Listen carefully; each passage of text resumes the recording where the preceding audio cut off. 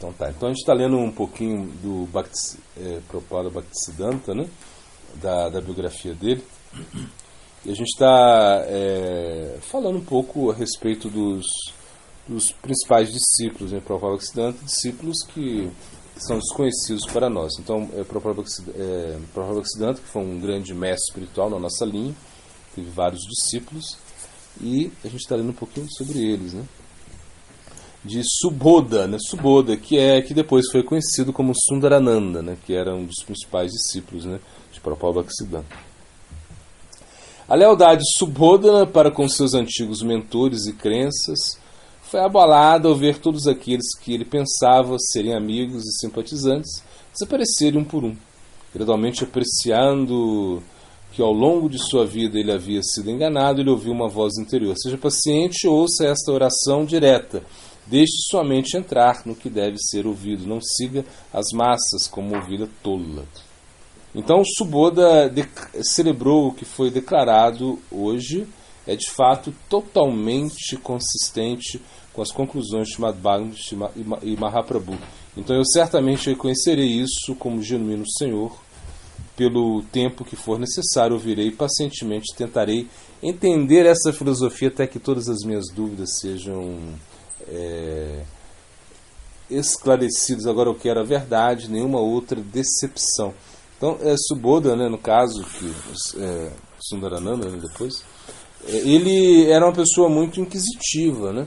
Então ele estava se aproximando de Deus, como todo mundo deveria estar, né, se aproximando de Deus, e isso significa que ele recebia uma ajuda interna, né, de Antaryami. Antaryami significa o Deus interno. Então nós temos dentro de nós uma influência divina. Isso se chama Antaryami, Superalma, Paramatma, bom, tem vários nomes. Mas significa o quê? Que dentro do nosso coração, ou seja, dentro, não fisicamente mesmo, né? Mas é mais ou menos assim, internamente dentro de nós aí, né? E a gente fala o coração porque é o ponto mais importante para nós, em certo sentido, né? É o ponto assim, das emoções, né?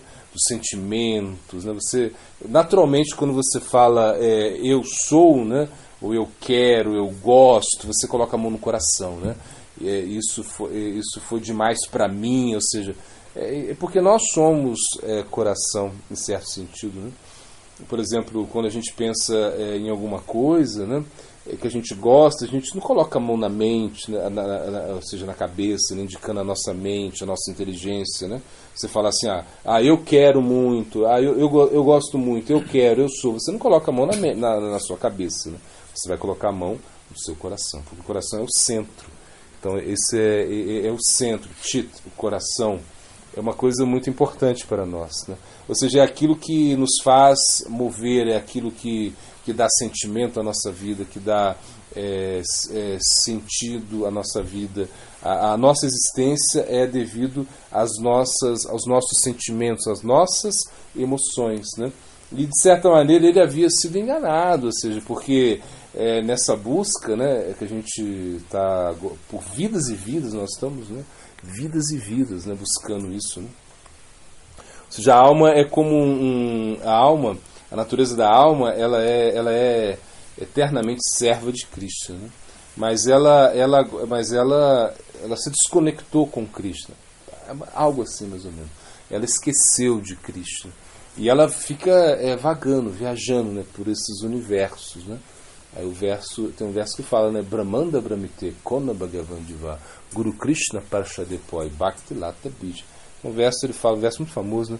Ele fala que a entidade viva ela está vagando, né, pelos universos, né? Tem hora que ela está em universos, em planetas, ou seja, em locais inferiores, sofrendo muito. Tem hora que ela está em sistemas planetários superiores, desfrutando muito, né? Tendo muitas facilidades ao desfrute, vivendo por um longo tempo, sem doenças, mas mesmo ali ela tem que morrer, tem que continuar esse ciclo. Tem hora que ela está nos planetas intermediários, que nós chamamos burlokas, são os planetas como a Terra, né?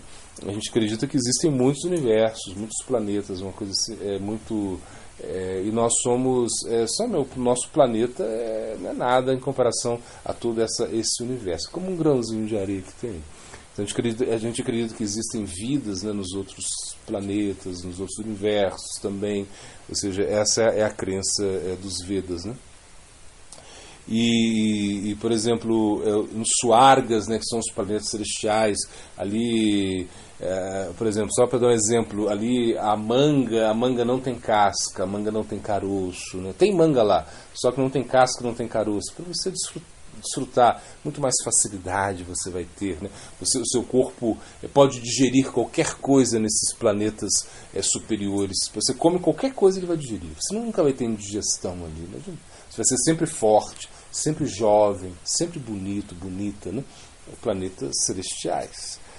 Entretanto, ainda assim você tem que descer, né? Tem que girar, é o samsara. Uma hora você está embaixo, uma hora você está em cima, está girando, né? E a entidade viva, ela está nisso. E em algum momento, por uma misericórdia, né? Por uma boa fortuna, ela recebe a misericórdia do Guru de Krishna, Guru Krishna Parshade Poi. Bhaktilata Bija, ela recebe a semente do serviço devocional, ou seja, a semente que vai poder, ela vai poder plantar, né, a planta da devoção no coração dela.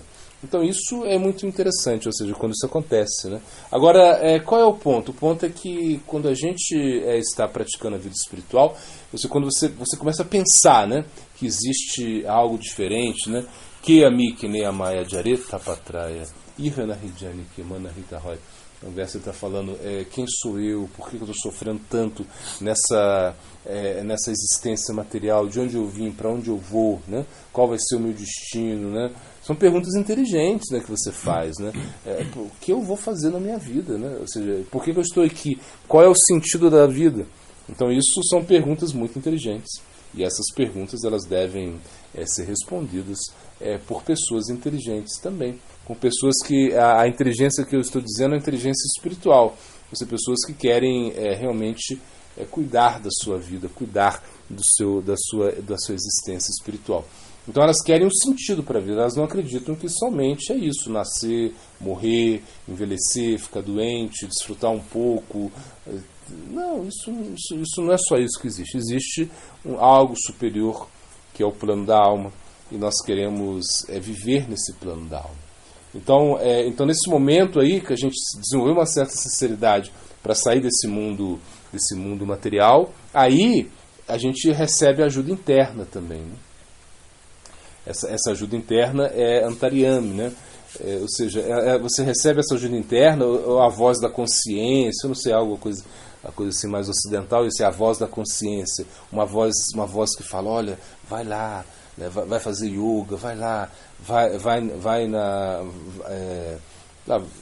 acredita que existe algo superior, né? Aprende a agradecer, ou mesmo que você não tenha religião nenhuma, você pelo menos agradece a natureza, agradece, tenta desenvolver uma alegria pela vida, né? Isso é essa voz interna que está te ajudando. Então, na realidade, nós tentamos, né, nos conectar com isso o tempo todo, em várias vidas, e a gente traz isso, né, de outras vidas também, né? Os sanskaras são coisas, são impressões que nós tivemos em outras vidas, né?